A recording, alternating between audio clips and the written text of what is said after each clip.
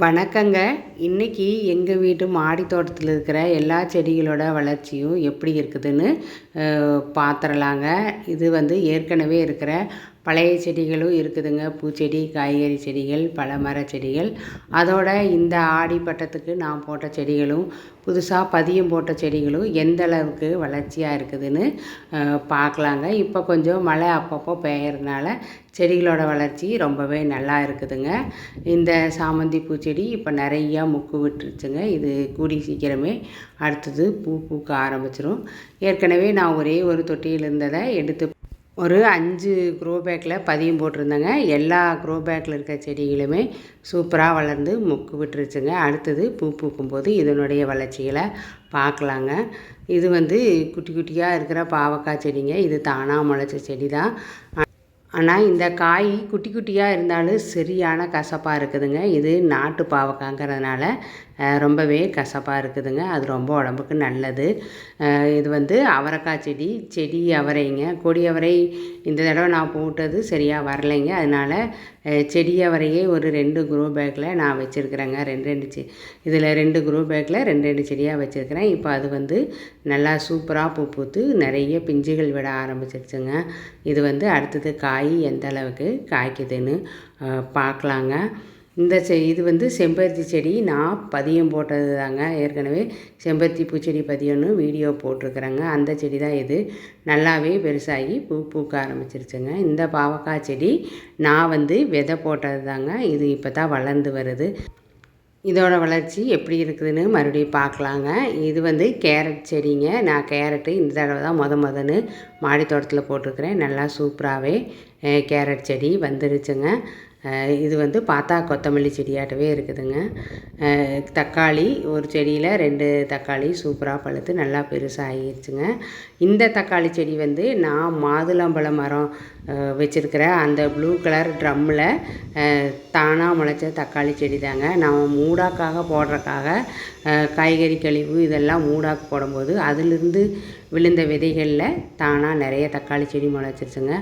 செடி ரொம்ப தளன்னு நிறைய பூக்களும் பிஞ்சுகளும் இருக்கிறதுனால நான் இந்த செடியை அப்படியே விட்டுட்டேங்க. மாதுளம்பழ மரம் மேலே தானே இருக்குது, கீழே இடம் வேஸ்ட்டாக தானேங்க இருக்குது. அதனால தக்காளி காய்க்கிட்டுன்னு விட்டுட்டேங்க. முருங்கை மரம் இந்த தடவை பூக்கள் பூக்க ஆரம்பிச்சிருச்சுங்க. நான் அதனால் கீரை ஒடிக்கலை. கீரை ஒடித்தோம்னா காய்க்காதுன்னு சொல்லுவாங்க. அதனால் இந்த தடவை கீரை ஒடிக்காமல் எந்த அளவுக்கு காய்க்குதுன்னு பூ எடுத்ததுக்கப்புறமா நான் விட்டுட்டேங்க. இந்த தடவை இந்த அளவுக்கு பூக்கள் நிறைய எடுத்துருக்குதுங்க. வெத்தலை கொடி இதுவும் நான் பதியம் போட்ட வெத்தலை கொடி செடி தான். நல்லாவே துளிர்த்து வந்துருச்சுங்க.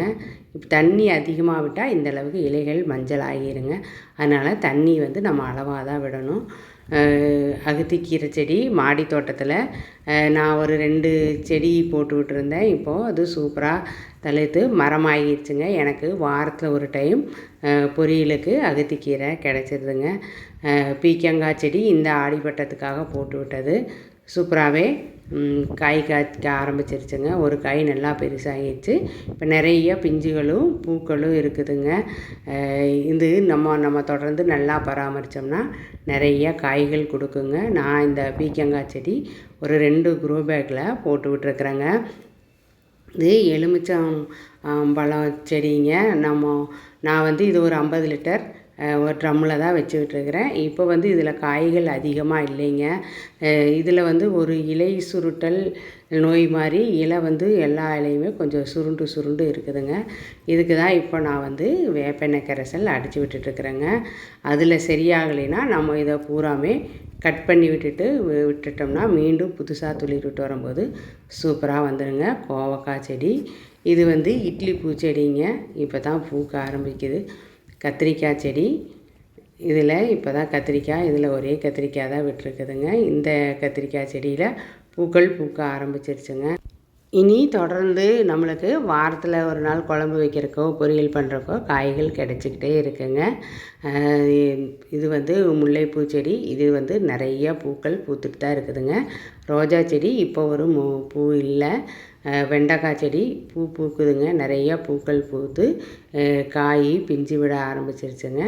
நிறைய பிஞ்சுகள் விட்டுருக்குது. நான் இதை அரிசி சாக்கில் தாங்க வச்சுருக்கேன். ஒரு 3 அரிசி சாக்கு பையில் வச்சேன். அது வந்து ஒரு செடியில் சரியாக வரலைங்க, காஞ்சி போச்சு. மீதி 2 க்ரோ பேக்கில் நல்லா வந்திருக்குது. இதுவும் செடி அவரை தான். இது ஒரு அரிசி சாக்கு பையில் தான் வச்சுருக்கிறேன். இதுவும் நிறைய பூக்கள் பூக்க ஆரம்பிச்சிருச்சுங்க. மாயன் கீரை இது பொரியல் செய்யும்போது நான் எல்லா கீரைகளோட கலந்து பொரியல் செய்யும்போது நல்லா டேஸ்ட்டாக இருக்குங்க. சுக்குட்டி கீரை செடி, மல்லிகைப்பூ செடியில் ஒரு செடி முளைச்சிருச்சுங்க. நான் அதை எடுக்காமையே விட்டதுனால நிறைய காய்கள் முற்றி போய் பூரா பழங்களாக இருக்குதுங்க. இந்த பழம் உடம்புக்கு ரொம்பவே நல்லதுங்க. இந்த பழங்களை பறித்து சாப்பிட்லாங்க. இந்த கத்திரிக்காய் பச்சை கத்திரிக்காய் தாங்க. நான் விதை சேகரித்து போட்ட செடி தாங்க. இது இப்போ காய்க்க ஆரம்பிச்சிருச்சு. காய் வந்து பார்த்தா பெருசாக இருந்தாலும் இது பிஞ்சு தாங்க. இன்னும் விட்டால் இது நல்லாவே பெருசாகுங்க. ஒரு 2 கத்திரிக்காய் இருந்தாவே நம்மளுக்கு ஒரு நாள் குழம்புக்கு ரெடி ஆகிருங்க. இது வந்து மஞ்சள் செடி. இது ஒரு பெரிய க்ரோ பேக்கில் ஒரு 6 செடி போட்டு விட்டுருக்குறேங்க. இது நல்லாவே தளிர்த்து வந்துச்சுங்க. ஒரு 2-3 க்ரோ பேக்கில் இதே மாதிரி போட்டு விட்டால் நம்மளுக்கு வீட்டுக்கு தேவையான மஞ்சள் நிறையாவே கிடச்சிருங்க. இதுக்கு பக்கத்துலேயே சுண்டைக்காய் செடிங்க நிறைய காய் காய்ச்சிது. இந்த சுண்டைக்காய் செடியிலேயே முடக்கத்தான் கீரை இடையில முளைச்சிருக்குதுங்க. இப்போ வந்து இலை வந்து பழுத்து ஒரு மாதிரி சுருட்டெலாம் ஆகிடுச்சுங்க. இதையெல்லாம் அடுத்தது நம்ம இலைகளை பூரா கிள்ளி விட்டு நம்ம மீன் அமிலம் அடித்தோம்னா சூப்பராக மீண்டும் தளிர்த்து வந்துடுங்க. முடக்கத்தான் கொடி இதுலேயே இருக்குது. நம்ம கீரை தேவைங்கிறனால நான் அதை அப்படியே விட்டுட்டேங்க. புதினா செடி, புதினா நம்ம வீட்டுக்கு சமையலுக்காக வாங்குகிற புதினா கீரையிலேயே நல்ல தண்டுகளாக முத்தனை தண்டாக எடுத்து நட்டு வச்சாவே இந்த அளவுக்கு சூப்பராக தளிர்த்து வந்துடுங்க. இது வந்து இட்லி பூ செடியிலேயே ஒரு சின்ன பூ சைஸுங்க. இது ஒரு அழகு செடி. இந்த மல்லிகைப்பூ செடி நான் இப்போ பதியம் போட்ட செடி தாங்க. இது துளசி செடி, வல்லாரக்கீரை, மல்லிகைப்பூ செடி இப்போ சீசன் இல்லாதனால சரியாக பூக்கலைங்க. இலைகளெல்லாம் சுருண்ட மாதிரி இருக்குது. இதையெல்லாம் இனி நாம் உருகி விட்டோம்னா மீண்டும் துளிர்த்து வந்துடுங்க. தூதுவளை நல்லா காய்கள் விட்டு காய்களெல்லாம் பழம் ஆயிடுச்சுங்க. இந்த விதையை நாம் எடுத்து சேகரித்து வச்சுக்கலாம். இல்லைனாலும் அதுலேயே முளைக்கிற நாற்றுக்களவே மீண்டும் விட்டோம்னாலும் நம்மளுக்கு தூதுவளை செடி கிடச்சிருங்க. மஞ்சள் செடி மறுபடியும் ஒரு க்ரோ பேக்கில் இருக்குதுங்க. இதுக்குள்ளேயே சுக்குட்டி கீரையும் முளைச்சிருக்குதுங்க. நம்ம மஞ்சள் செடி முளைக்கிறதுக்கு ரொம்ப நாள் ஆகுங்கிறதுனால கீரைகளை விட்டுட்டால் இடையில நம்ம பறிச்சுக்கலாங்க. கொய்யா செடி, கருவேப்பிலை செடி இதுவும் நல்லா தளிர்த்து வந்துட்டு இருக்குதுங்க. இந்த வீடியோ பிடிச்சிருந்தா லைக் பண்ணுங்கள், கமெண்ட் பண்ணுங்கள், சப்ஸ்கிரைப் பண்ணுங்கள். நன்றி.